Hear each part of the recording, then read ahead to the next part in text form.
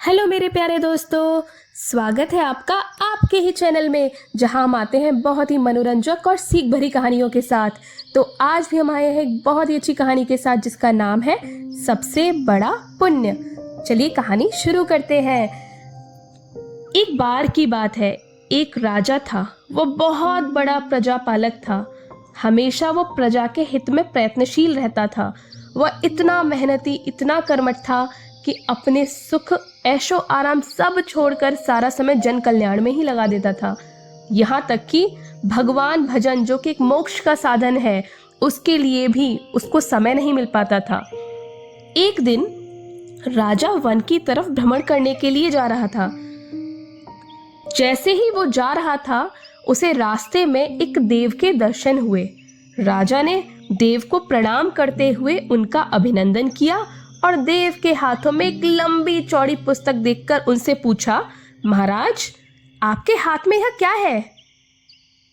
देव जैसे ही ये प्रश्न सुनते हैं तो बोलते हैं, राजन, यह हमारा बही खाता है जिसमें सभी भजन करने वालों के नाम हैं।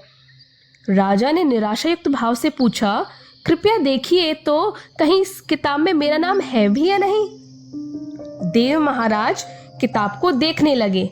वो एक एक पन्ना उलटने लगे, लेकिन राजा का नाम कहीं भी नजर नहीं आया।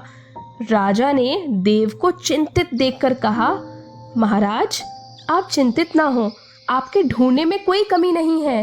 वास्तविकता में यह मेरा ही दुर्भाग्य है कि भजन कीर्तन के लिए मुझे समय ही नहीं मिल पाता, और इसीलिए मेरा नाम भी इस किताब में नहीं है।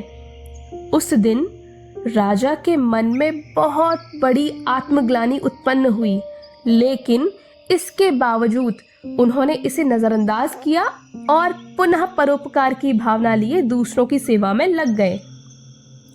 कुछ दिन बाद राजा फिर सुबह वन की तरफ टहलने के लिए निकले तो उन्हें फिर से उन्हीं देव के दर्शन हुए।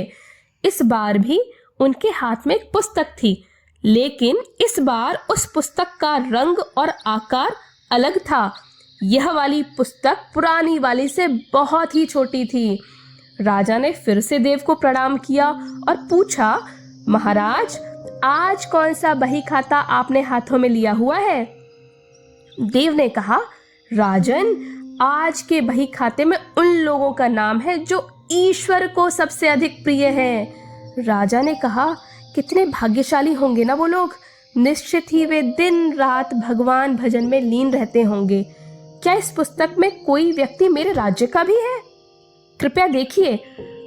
देव महाराजा ने बही खाता खोला और ये क्या, पहले पन्ने पर ही राजा का नाम लिखा हुआ था। राजा ने आश्चर्यचकित होकर पूछा, महाराज, मेरा नाम इसमें कैसे लिखा हुआ है? मैं तो मंदिर भी कभी कभार जाता हूँ जब भी समय मिलता है, वरना मंदिर के दर्शन होते ही नहीं हैं। देव ने कहा, राजन, इसमें आश्चर्य की क्या बात है? जो लोग निष्काम होकर संसार की सेवा करते हैं, जो लोग संसार के उपकार में अपना जीवन अर्पण करते हैं, और जो लोग मुक्ति का लोभ भी त्याग कर प्रभु के निर्बल संतानों की सेवा सहायता में अपना योगदान देते हैं, उन त्यागी महापुरुषों का भजन तो स्वयं ईश्वर करता है। ए राजन, तू मत पछता कि तू पूजा पाठ नहीं करता। लोगों की सेवा कर, तू असल में भगवान की ही पूजा करता है। परोपकार और निस्वार्थ लोक सेवा किसी भी उपासना से बहुत बढ़कर है। देव ने वेदों का उदाहरण देते हुए कहा, कुर्वणे वेह कर्माणि जीजी विशेषणम समा एवा त्वाप न्यायतो अस्ति व कर्म लिप्यते नरे। अर्थात कर्म करते हुए 100 बरस जीने की इच्छा करो तो कर्म बंधन में लिप्त हो जाओगे। राजन, भगवान दीन दयालु है। उन्हें खुशामद नहीं भाती, बल्कि व्यक्ति का आचरण भाता है। सच्ची भक्ति तो यही है कि परोपकार करो, दीन दुखियों का हित साधन करो। अनाथ, विधवा, किसान व निर्धन आज जो अत्याचारियों से सताए जाते हैं, उनकी यथाशक्ति सहायता और सेवा करो। यही परम भक्ति है। राजा को आज देव के माध्यम से बहुत बड़ा ज्ञान मिल चुका था और अब राजा भी समझ गया था कि परोपकार से बड़ा कुछ भी नहीं है और जो परोपकार करते हैं वह भगवान के सबसे प्रिय होते हैं।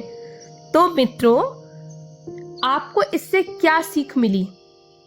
हमें ये सीख मिलती है कि जो व्यक्ति निस्वार्थ भाव से लोगों की सेवा करने के लिए आगे आते हैं, परमात्मा हर समय उनके कल्याण के लिए यत्न करता है।